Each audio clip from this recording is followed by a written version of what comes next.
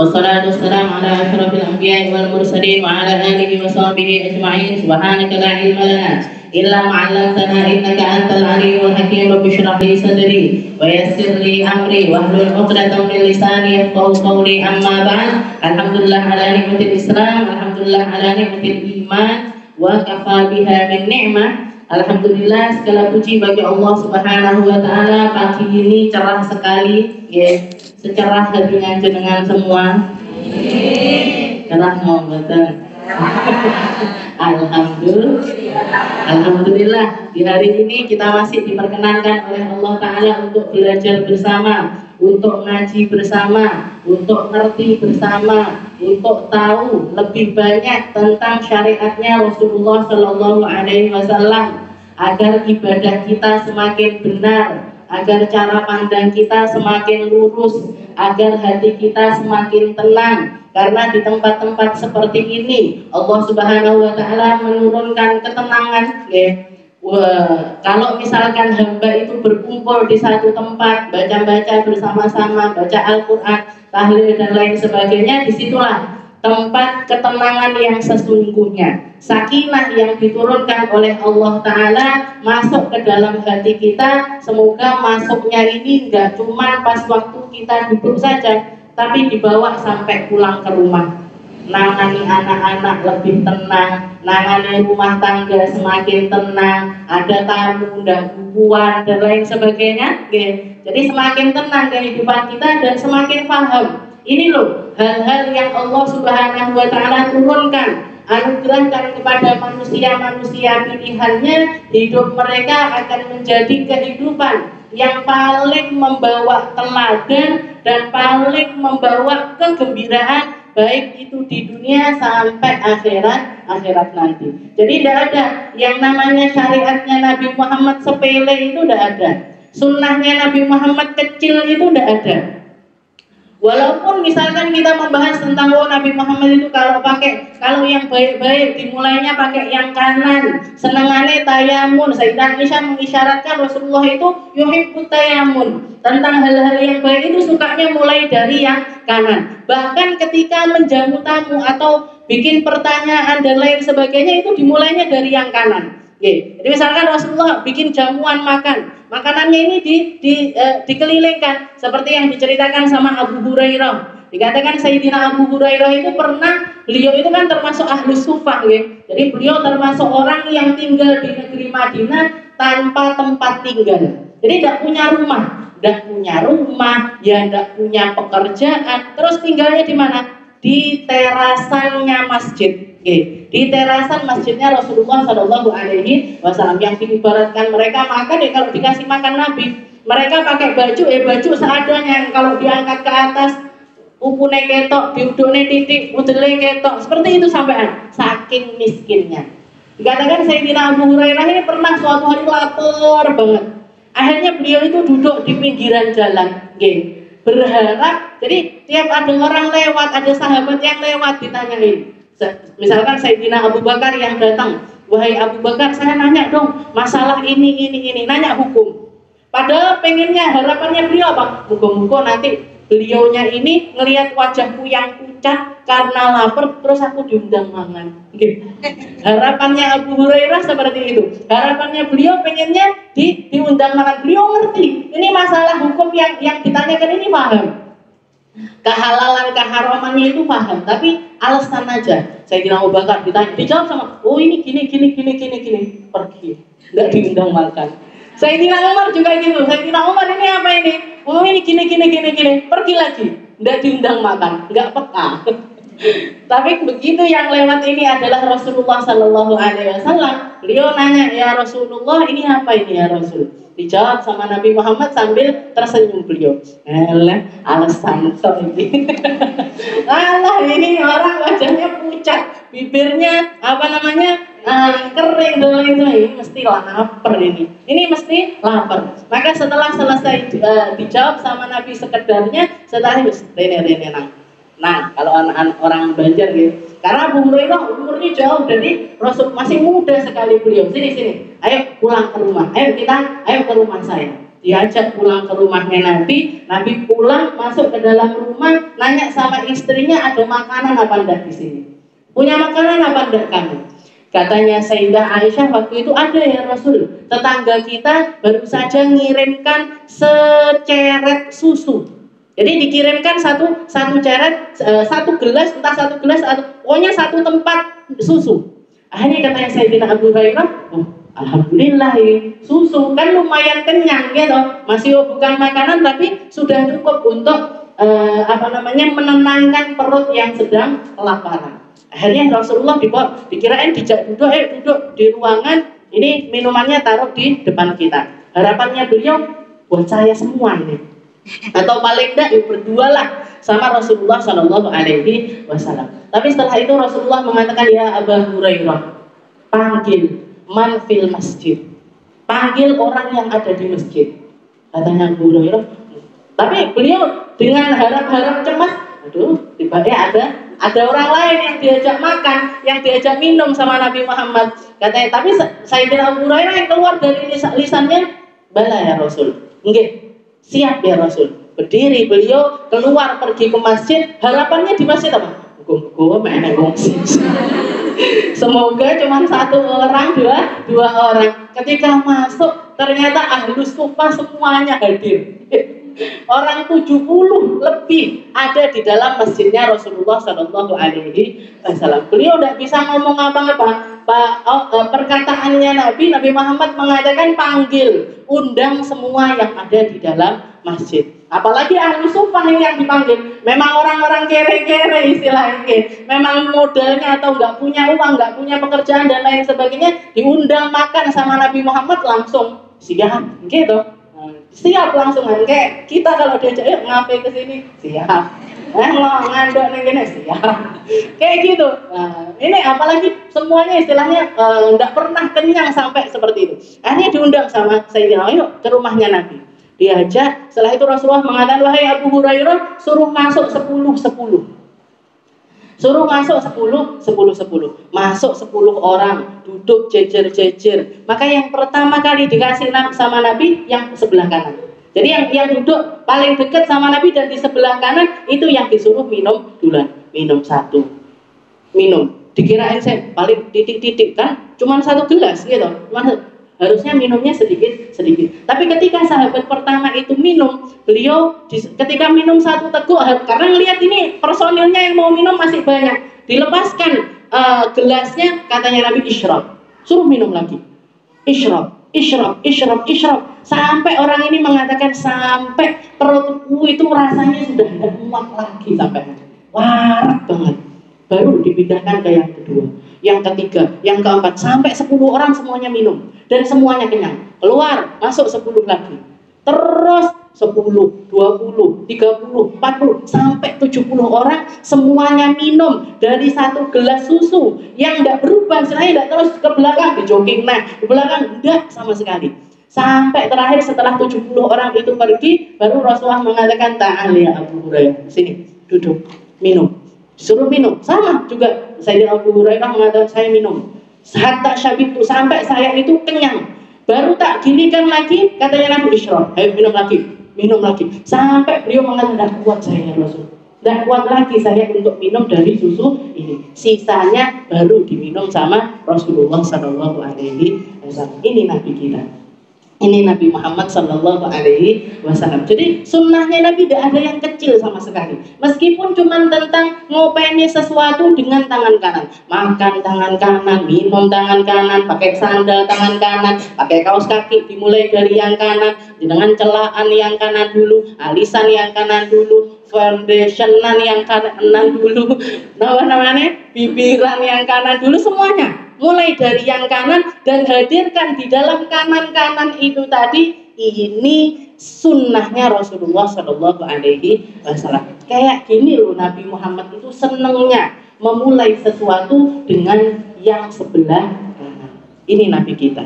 Jadi harus senang, harus berbangga kita punya Nabi sebaik-baik Nabi. Qala al-mu'allif rahimahullahu ta'ala wa nafa'ana bihi wa bi'ulumihi fid dharain. Kita masih berada di dalam bab mandi. Kemarin yang terakhir adalah mandi sunnah. Setelah sunnah-sunnahnya mandi adalah mandi-mandi sunnah, macamnya mandi sunnah.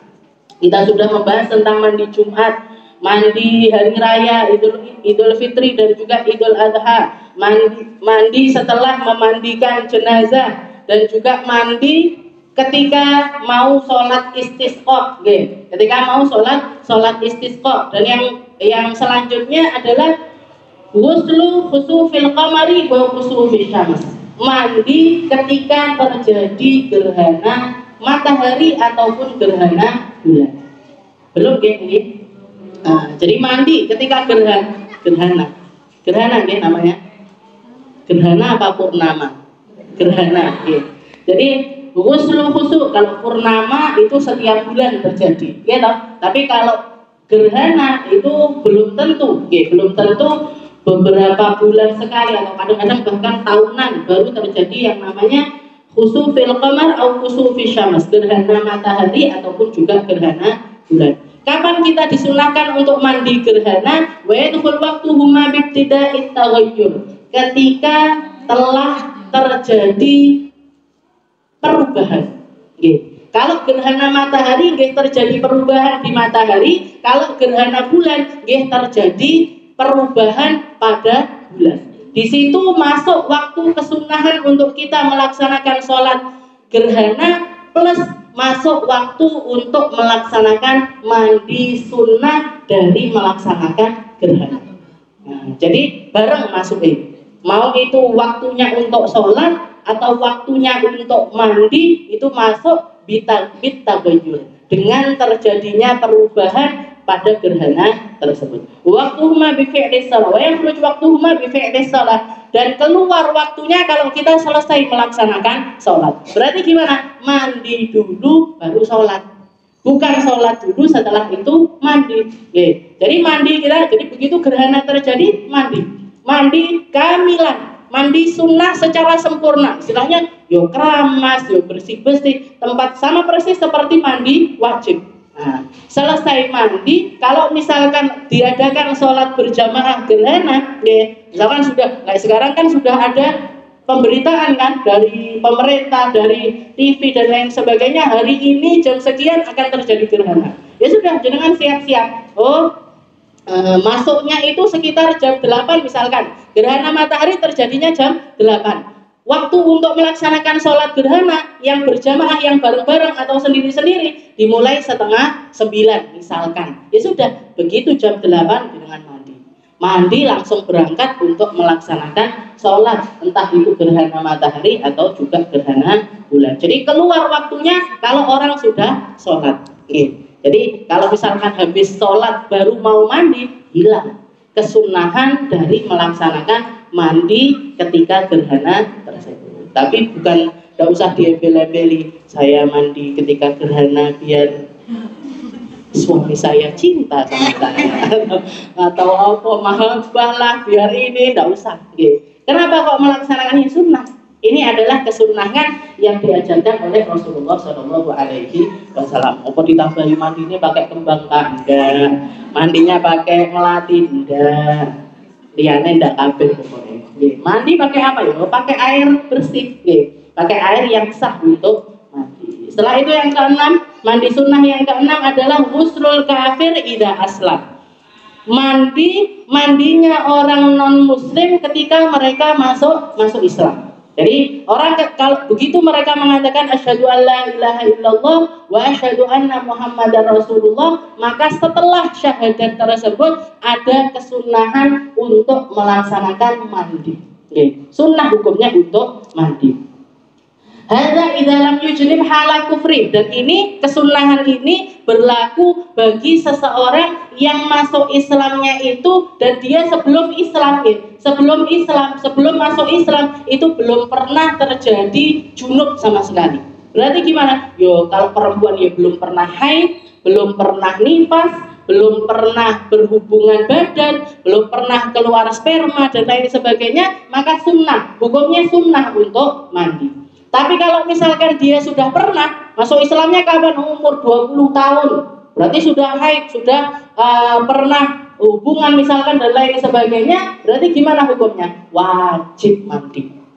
Hukumnya wajib untuk mandi. Wa illa fayajibul ghusl li raf'il janabah. Kewajiban itu bukan karena masuk Islamnya, tapi karena dia pernah terjadi janabah. Istilahnya orang ini punya hadas besar di badannya yang wajib hukumnya untuk diangkat. Maka wajib hukumnya untuk mandi.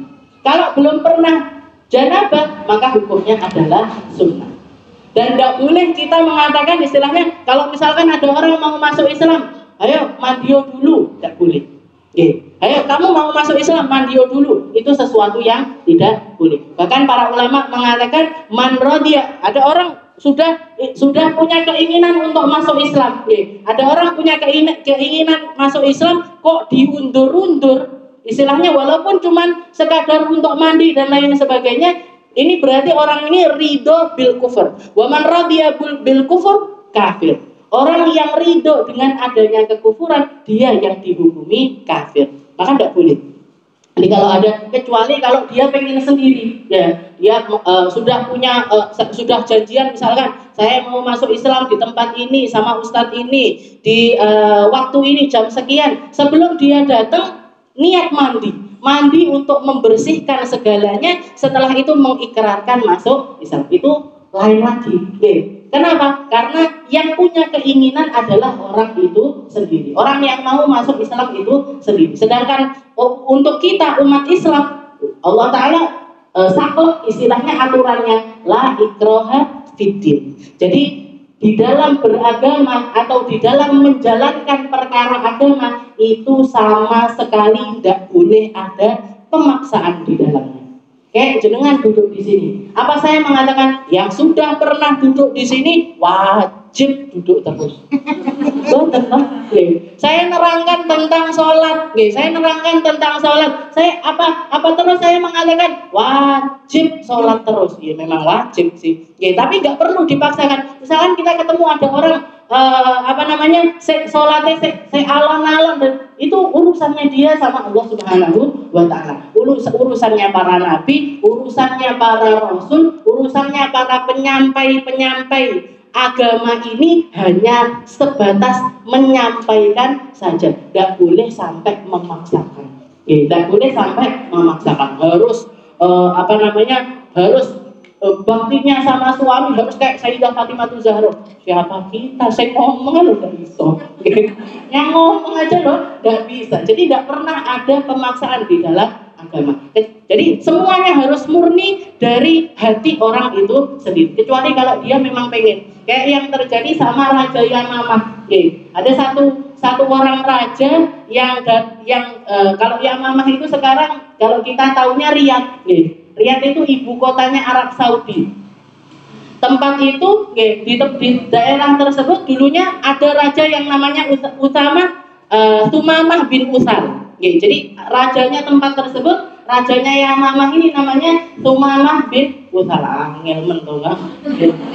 Namanya Sumamah bin Usal. Jadi Sumamah ini beliau itu ketemu sama, istilahnya dapat surat dari Rasulullah SAW di tahun ke-6 Hijriah. Jadi pada tahun ke-6 Hijriah, setelah Rasulullah melakukan Sulhul Hudaybiyah, perjanjian tahta syajarah, perjanjian di bawah pohon, yang di situ janji-janjinya semuanya jomplang, istilahnya dari golongannya umat Islam itu sangat terzolimi. Sedangkan yang diuntungkan adalah orang-orang kafir Quraisy. Kalau ada orang datang ke Madinah untuk masuk Islam harus ditolak. Kalau ada yang kembali murtad harus tidak popo. Macam-macam pokoknya. Jadi semuanya urusannya menguntungkan orang kafir Quraisy, tapi disetujui sama Rasulullah SAW.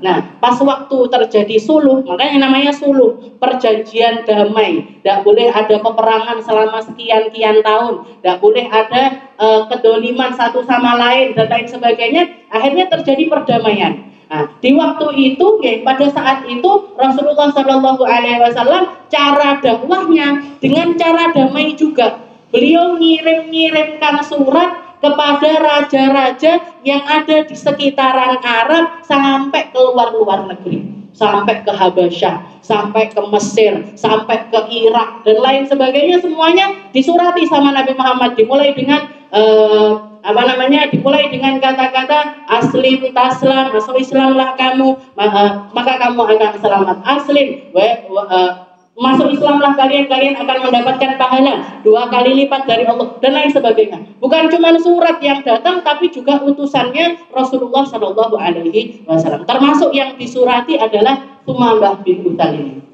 Di orang termasuk yang dapat surat itu adalah Raja Riyadh, atau waktu itu namanya adalah Raja Yamamah. Raja Yamamah ini begitu dapat surat dari Nabi Muhammad mengatakan aslim taslam ini dan lain sebagainya, muntap marah-marah dia. Marah sampai sumpah-sumpah mengatakan, demi Allah tak bunuh Muhammad, demi Allah akan aku hancurkan agamanya, demi Allah, sumpah macam-macam. Bahkan sampai akhirnya dia ditenangkan oleh salah seorang pamannya ini mengatakan, jangan seperti itu. Muhammad sekarang sudah punya pengikut yang banyak, pengikut yang setia kepadanya. Dia menang di perang Badar, menang lagi di perang Khandaq. Jangan sampai kamu kamu adalah seorang raja, jangan gegabah di dalam bertindak. Akhirnya diurungkan niatnya untuk berangkat ke Madinah membunuh Rasulullah Shallallahu Alaihi Wasallam. Tapi sahabat-sahabatnya tidak aman. Jadi Nabi Muhammadnya terlepas untuk dibunuh. Tapi sahabat-sahabatnya Nabi ini banyak. Yang ketika mereka keluar, jadi banyak. Nabi Muhammad kan sering mengirimkan syariah, mengirimkan ini dan lain sebagainya. Dikirim, ada beberapa rombongan yang ditangkepi sama Usamah bin Utsal dan langsung dibantai semuanya. Jadi banyak sahabatnya Nabi yang mati di tangannya Sumamah bin Utsal. Jadi banyak. Sampai akhirnya Rasulullah mengatakan, kalau siapapun yang ketemu sama Raja Yamamah, raja dari negeri Riyadh, halal darahnya, boleh untuk dibunuh, karena saking banyaknya sahabatnya Nabi yang terbunuh oleh Sumamah bin Utsal. Sampai akhirnya nggak lama setelah itu Sumamah bin Utsal ini niat untuk pergi umroh. Umroh dia orang-orang dulu itu, orang jahiliyah itu umroh, tapi umrohnya nggak kayak umrohnya kita. Mereka tawaf telanjang bulan, nanti nyembelih hewan, darahnya ini diusap-usapkan, diberhala, disembah-sembah, minta ini itu dan lain sebagainya. Maka dikatakan waktu itu Sumamah bin Utsal ini juga pengen berangkat umroh sendirian. Karena saking perkasanya, karena orangnya memang kuat dan lain sebagainya, dia berangkat sendirian.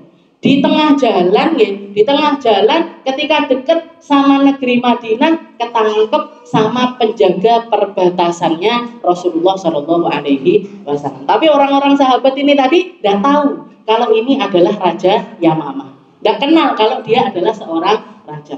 Ditangkep sama para sahabat, dibawa ke masjidnya Nabi, diikat di pojokan tiang. Diikat di pojokan tiang. Maka dikatakan waktu itu ketika Rasulullah mau masuk ke masjid, mau melaksanakan sholat berjamaah, ngelihat ke pojokan tiang, dikatakan Rasulullah bilang sama para sahabat, aro'aitum man ta'khudu. Kamu kenal, kamu tahu itu siapa yang kalian ikat di tiang itu? Katanya para sahabat, gak tahu ya Rasul. Kami tidak ngerti ya Rasul, siapa dia ya Rasul. Maka Rasulullah mengatakan, Sumamah bin Utsal, dia adalah Raja Yamamah. Senang semuanya. Ini kesempatannya untuk balas dendam. Ini kesempatannya untuk membunuh Sumamah bin Utsal. Tapi apa katanya Nabi? Ahsinu ilaihi, jangan dibunuh. Biarin aja dia terikat di tiang tersebut, tapi kasih makanan yang paling enak, kasih minuman yang paling enak sehari 2 kali.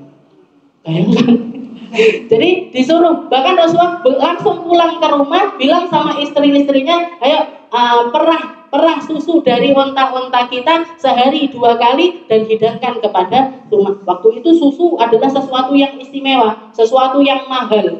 Maka pagi dikasih makan, nanti sore dikasih makan lagi, makanan enak, sak buah, sak kurma yang paling enak, susu yang paling enak, dikasihkan makan kepada Sumamah bin Utsal. Tapi diikat sampai hari pertama. Besoknya Rasulullah setelah selesai sholat subuh, waktu itu tidak ditemui sama Nabi, cuma menyuruh para sahabat saja untuk ngopeni makannya Sumamah bin Utsal, ngantarkan kalau mau ke kamar mandi dan lain sebagainya. Dibuka sebentar, habis itu diikat lagi seperti itu. Tidak dikasih waktu untuk mandi, tapi sampai hari pertama setelah Rasulullah selesai sholat subuh, ditanya, didatangi sama Nabi. Rasulullah sambil tersenyum, beliau mengatakan, ya Tumamah, ma indah. Wahai Tumamah, sekarang apa yang kamu punya? Kedudukankah? Hartakah? Kepatuhankah? Apa yang kamu punya sekarang, wahai Tumamah? Kamu boleh jadi raja di Yamamah. Sekarang kamu raja itu, titel sebagai raja itu lepas begitu kamu ada di sini. Sekarang kamu punya apa, wahai Tumamah? Tapi yang namanya raja, yang namanya orang punya pangkat, congkaknya itu tinggi, sombongnya itu tinggi. Maka dia mengatakan, ya Muhammad, wahai Muhammad, kamu sekarang berhadapan dengan orang yang paling kaya, yang nyuplai makanan pokok dari semua negeri yang ada di Jazirah Arab itu, dari Yamamah semuanya, dari Riyadh semuanya. Kalau saya lepaskan, istilahnya kalau kita nggak mau ngirimkan gandum, nggak mau ngirimkan makanan pokok ke mereka, mati kabeh, kelaparan semuanya, wahai Muhammad. Kalau kamu membunuh saya, kamu membunuh seseorang yang paling pemberani. Istilahnya, saya mau kamu bunuh silahkan. Sahabatmu yang tak bunuh sudah banyak kok. Pedang yang aku miliki ini sudah menebas sekian banyak dari kepala sahabat saya. Masih sombong, masih diikat loh. Jadi dia mengatakan, kalau kamu membunuh saya sudah bunuh banyak orang, tidak ada beban saya. Tapi kalau kamu melepaskan saya, itun em ala syakir. Kalau kamu melepaskan saya, kamu melepaskan seseorang yang punya sifat bakalan membalas kebaikan dari siapapun. Saltu'to, kamu minta apa? Minta berapa? Minta harta sebanyak apa? Tak kasih semuanya. Rasulullah cuman diem, disenyumin tok sama Nabi, ditinggal. Hari pertama sampai seharian. Besok paginya ditanya lagi, ma indak ya Tumamah, apa yang kamu punya sekarang, wahai Tumamah? Saya dijawab kayak gitu, masih congkak seperti. Sampai hari ketiga, 3 hari berturut-turut diikat di tiang masjidnya Rasulullah SAW.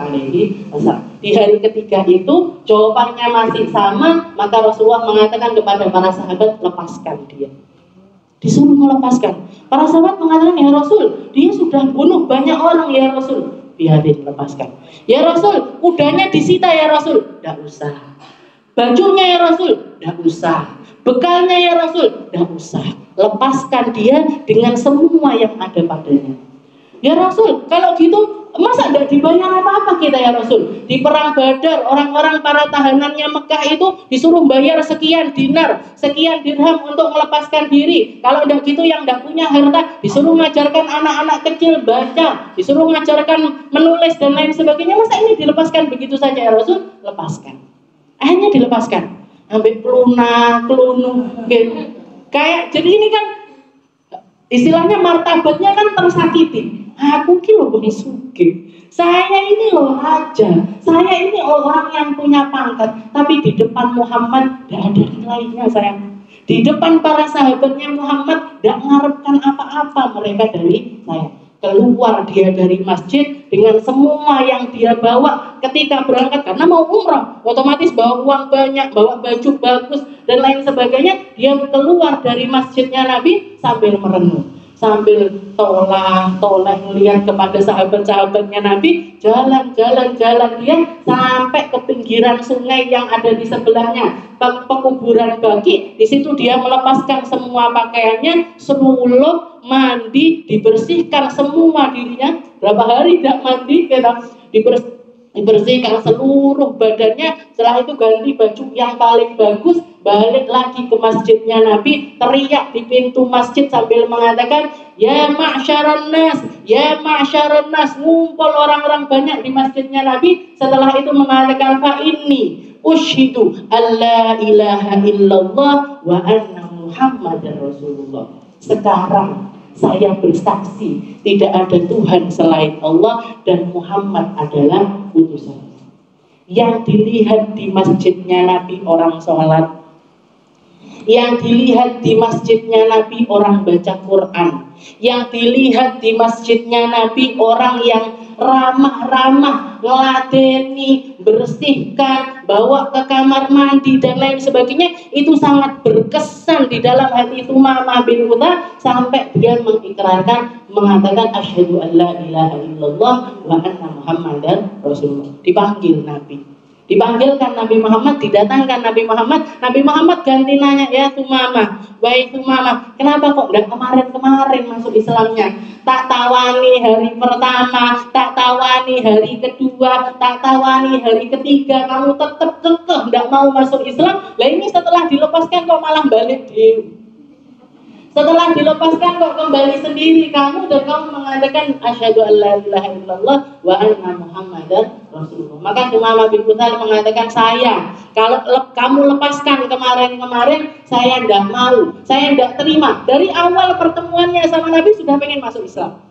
Hari pertama, kedua, ketiga itu sudah punya niatan untuk masuk Islam. Apalagi bertambah dengan melihat kebaikan-kebaikan yang ada di dalam masjid. Maka Sumamah bin Utsal, kalau kemarin saya masuk Islam, saya tidak mau saya tidak mau punya sejarah, punya predikat seorang raja yang masuk Islam demi melepaskan diri dari tawanannya Rasulullah Shallallahu Alaihi Wasallam. Tidak mau saya. Pantang saya untuk menjadi raja yang seperti itu. Tapi saya tahu benar ini adalah sesuatu yang benar, ini benar-benar sesuatu yang datang dari Allah Subhanahu wa Ta'ala. Jadi aku adus dhisik, resik-resik dulu, baru saya ikrarkan untuk masuk ke dalam agama Islam. Dan waktu itu Sumamah bin Utsal mengatakan, ya Muhammad, ya hai Muhammad, saya datang kemarin sebelum saya kamu ikat di tiangnya masjid, kamu adalah seseorang, wajahmu adalah wajah yang paling aku benci dan paling jadi tujuan utama untuk saya bunuh.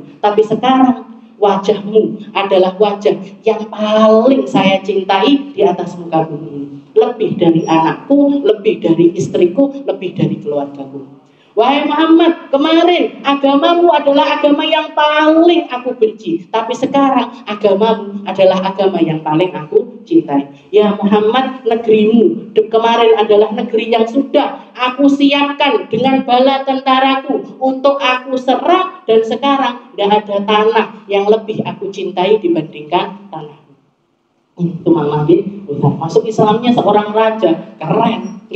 Keren banget Islamnya seorang raja. Maka waktu itu, setelah itu Sumamah bin Utsal mengatakan, ya Muhammad, saya ini berangkat dari negeri Yamamah, dari Riyadh itu niatnya mau umroh, mau berangkat untuk melaksanakan umroh. Piye sekarang? Saya harus tetap umroh atau gimana? Katanya Nabi, silakan umroh. Silakan berangkat umroh dan diajak, tapi sesuai dengan syariatnya agama Islam. Tidak ada ketelanjangan di tempat tawaf, tidak ada bunuh atau nyembelih hewan untuk berhala-berhala. Jadi diajarkan manasiknya umroh, caranya umroh, masuk, setelah itu tawaf kudum, baru setelah itu sa'i, tahallul, dan diajarkan semuanya tentang umroh kepada Sumamah bin Utsal. Setelah selesai pengajarannya, istilahnya diajarin segala macam tentang basic-basicnya agama Islam. Setelah itu Sumamah bin Utsal keluar untuk melaksanakan umrah. Jadi tidak langsung pulang ke Yamamah, tapi berangkat untuk umrah. Ketika berangkat umrah, begitu masuk ke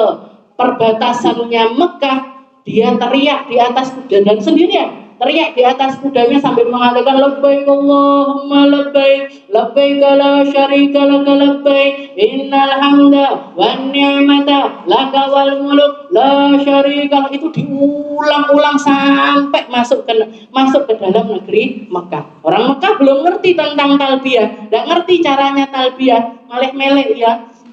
Jadi seperti ini para orang-orang kafir Quraisy ini begitu melihat ada orang dengan PD-nya naik untanya sambil membaca talbiyah seperti itu, heboh semuanya, marah semuanya. Bahkan beberapa pemuda yang ada di situ sudah mau narik anak panahnya untuk membunuh Sumamah bin Utsal.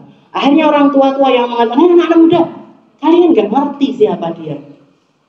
Kalau misalkan kita bunuh Sumamah, wes entek Makkah, habis Mekah, tidak akan punya kita stok untuk makanan, tidak ada kiriman makanan pokok, karena sumber terbesar, ladang gandum terbesar ada di Yamamah dan ada di tangannya Sumamah bin Utsal.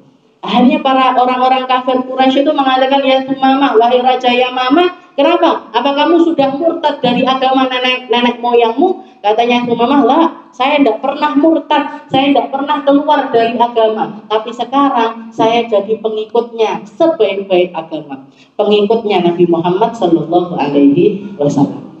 Ketika dia selesai umroh, pulang dari umroh, janji di dalam dirinya, demi Allah tak bales pemboikotannya Nabi sama para keluarganya yang dilakukan sama orang kafir Quraisy selama 3 tahun di negeri Makkah. Muhammad kan sempat gitu sebelum akhirnya, dan itu yang menjadi penyebab kematiannya Sayyidah Khadijah. Dikurung Nabi di satu syi'ib, di satu lembah, tidak ada kiriman makanan, tidak ada kiriman minuman, tidak boleh berdagang sama keluarga dan lain sebagainya, sampai akhirnya sampai dikatakan bahkan Rasulullah sempat makan daun-daunan gara-gara perkara tersebut. Katanya itu mawang tak utak. Jadi ketika pulang ke negeri Yamamah, di stop suplai makanan ke negeri Makkah. Banyak orang-orang yang jatuh lapar, anak sampai makan korban. Jadi di Mekah terjadi kelaparan sak negeri, satu negeri itu kelaparan sampai akhirnya tidak punya pilihan lain kecuali nulis surat kepada Rasulullah Shallallahu Alaihi Wasallam. Ya Muhammad, tolongin kita, ini Raja Yamamah tidak mau mengirimkan gandum, tidak mau mengirimkan makanan, tidak mau mengirimkan ini. Kamu dulu sudah sempat bunuhi orang tuanya anak-anak ini di perang Badar, di perang Khandaq, di perang Uhud dan lain sebagainya. Sekarang kamu mau membunuh anak kecil-kecilnya juga karena mereka sudah terlanda kelaparan sekian lama. Akhirnya Rasulullah ganti nulis surat kepada Raja Yamamah dan dikatakan lepaskan aja, normalkan saja, kirimkan makanan kepada orang Mekah. Ini Nabi kita. Jadi tidak pernah ada dendam, walaupun diboikot selama 3 tahun Nabi dan juga keluarganya.